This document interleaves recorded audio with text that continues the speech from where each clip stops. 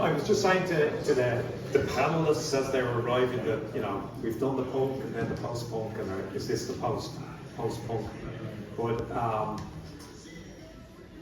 we have Niall and Gary, who are, to me, very, very key people in curating that culture that I keep revisiting. But I revisit it not from nostalgia, but looking for kind of threads of how did we get to who we are as Irish people today, because it's a very different Ireland than we grew up in.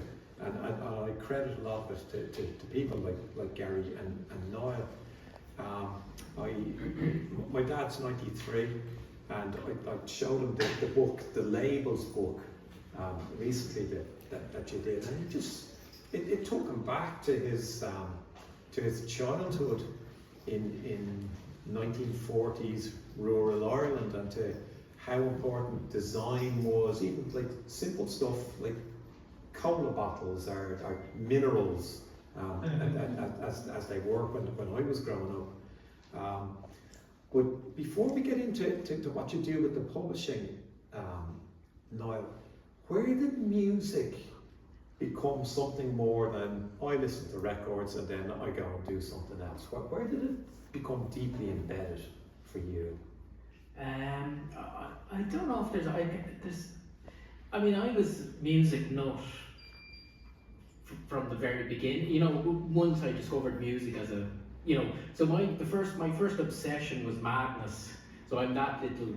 Yeah, I was a kid when Two-Tone happened. So I'm 10 or 11, and the Nutty Boys were everything. So like Madness are kind of like, you know, the specials had a kind of a message, whereas Madness didn't really, if you know what I mean. So they were kind of for younger kids in a way. So so they were the first band that I bought every record, you know, every piece of music. Then it was the Undertones, then the Ramones, you know. So I was kind of working backwards.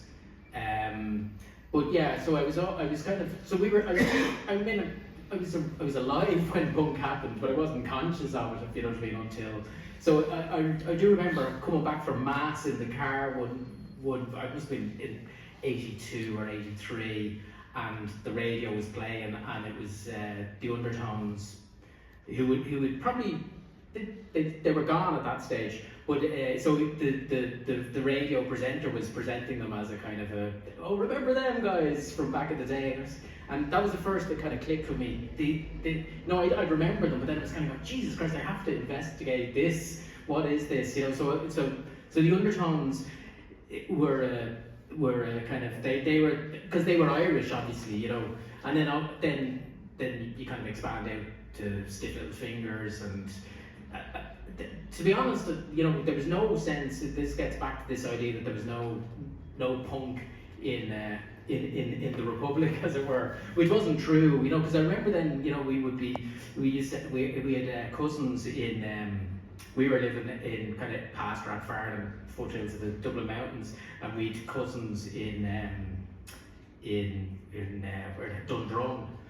Drive over there, and I remember on the walls it'd be like DC9 sprayed on the walls, and we'd go, oh yeah, they're a band, aren't they? I never heard DC9. So there was always these little kind of, we were always looking for signifiers of what was out there, what was happening, you know. So I remember hearing the Aptrix on the radio, the Blades, of course. So this idea that there was Dublin or Irish stuff happening was, you know, because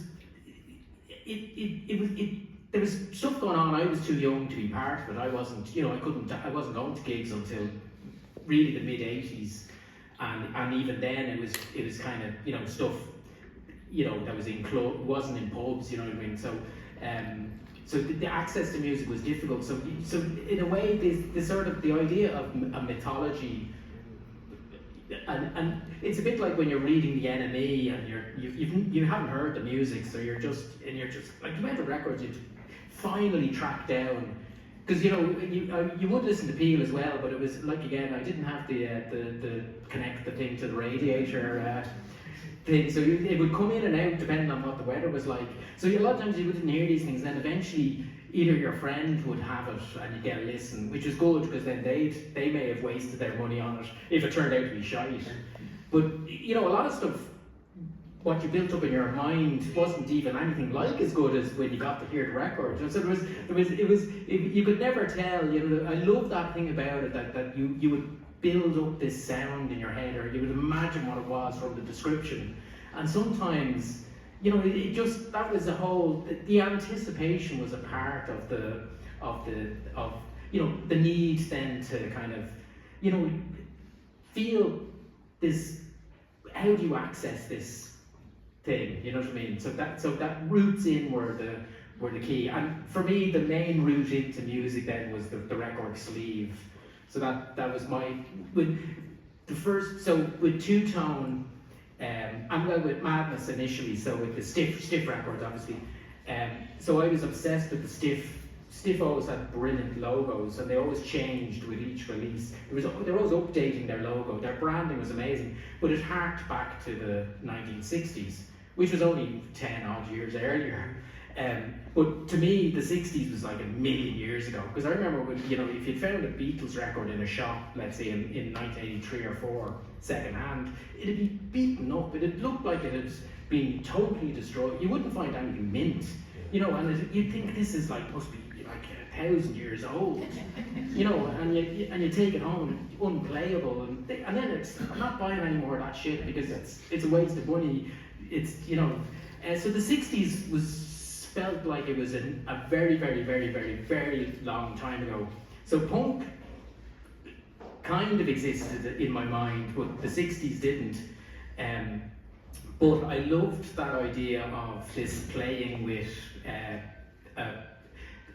what the conventions of a record sleeve is, what the logo is, what the label is, everything of it. Like if you got a record, you would spend every aspect of that. You know, the spine. You know, has it got a kind of a foil, the claro foil? That was a 60s thing. You know, so you know, and the shiny front, and it just go about maybe a centimetre around the back. Then the back was pawed with all the hand, because the front you could wipe clean, but the back you couldn't.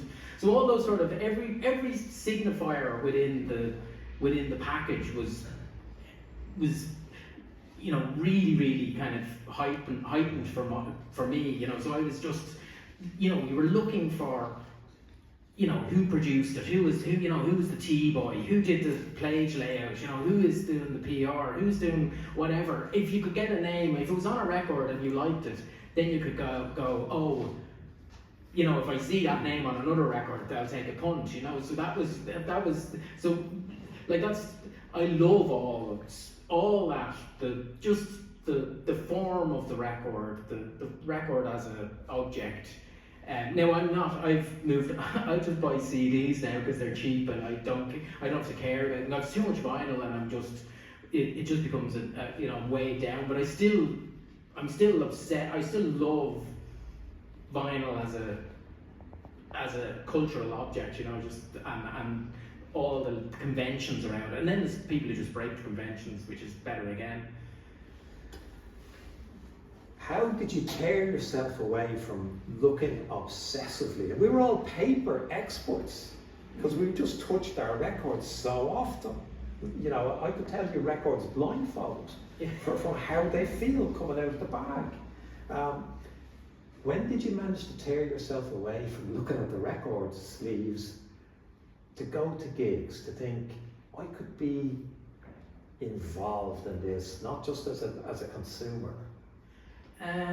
Well, the first sort of gigs, for me, I was obsessed with Light a Big Fire. Hot wire records were really important to me. Guru, Weird Brain, and obviously the first Stars of Heaven single. And basically anything, so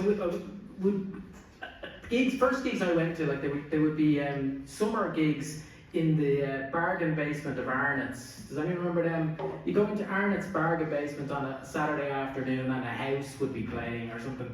And like anything like that, or the Larks in the Park gigs, basically if there was a live band anywhere, I didn't give it. Like I remember the first thing I saw, our school had the Garda brass band played in not our local church, the local church over from ours, and we all went down to it. I must have been 7 or 8, and it was the first time I'd ever seen any actual live music, and I just remember thinking, this is, like, just the force of it. Now, it was probably pure shite, but I was absolutely, like, transfixed with this performance and just the roar of it, you know. So that was, so anywhere I could get live music. So I never went to the underground. There was loads of kind of the late 80s venues I didn't get into, you know. You're too young. Yeah, pretty much. My brother, we used to go, so I was living vicariously through his, he was going everywhere, and I'd, you know, because he went to see, you know, like the House Martins and the Pogues when they played the SFX, all these gigs, and like, he'd come back, and there'd always be ructions because they'd be late coming back, and my parents would be, well, you be around, no. So the next day I'd be, and I'd be going, oh, what was that, what did they play, and all that. So it was all, I was just getting the kind of the rundown on what, so it was another thing where I'm projecting, I've got limited information, and I'm kind of creating a fantasy in my mind of what these things are. So there's an awful lot of yearning within the kind of the thing, you know, and I think that kind of feeds through to what myself and Gary are trying to do insofar as kind of grab things that are amorphous or that are out there, that are, you know what I mean. That is part of kind of this collector archiving, curating kind of obsession, is trying to kind of grab something that is intangible, you know. Actually, that's really interesting. So you're curating your own music taste as a young person, and you never leave that behind. You don't ever become a different person who thinks, that was great fun in States. So now you're curating, like, what are you looking for when you're toying with ideas for books? Like, is it for you, just for your satisfaction, or do you think there are people outside who should see this, or is it because the art, like I'm thinking of Barry Delaney's, the photography books, that you think this needs to be preserved or it'll be lost? It's kind of a mix insofar as some things arrive to us fully formed in that, you know, somebody, like I was just saying to somebody earlier, a lot of the time there's people who've been working, let's say it's photographers for 40 years, and nobody's ever asked, can I have a look at your archive? You know, Gary is usually the first person who ever gets into their archives, and it's kind of a mad thing that somebody could be, you know, making incredible work for an awful long time, and nobody cares. You know, we all know that you toil away doing your thing. Everyone's so busy doing their own thing that a lot of great stuff there isn't enough people to appreciate it, you know. So we're just trying to, you know, we're very interested in things that are deep, that deserve more interest, more love, more attention, and that, you know, if we can be the people to sort of shine a little bit of a light on it for a little bit of time and package it into something that can go into libraries, go into bookshelves, and kind of put some sort of a form on that. That's the mission, if you know what I mean. You know, I think we've mostly pleased ourselves, to be honest. That's, at the end of the day, we just do what we just go with our good feelings. So we don't have an audience in mind, but I think there's a lot of like-minded people who have similar interests. For sure. And so anyone, high tone books, and is that kind of a play on two tone? Is it? Yeah, well, it was high tone books was actually originally high tone records. But high tone records is obviously two tone records. But after my obsession with two tone, I had an obsession with the Replacements, and they had Twin Tone was their, because they were from Minneapolis, the Twin Cities. Twin Tone was their label, and two tone, twin tone, high tone. Like, high tone's a really crap name, but it's as it turns out. But you just stick with what you have. It's a good name with a fine legacy, and that's a great segue. Thanks very much. That's a great segue.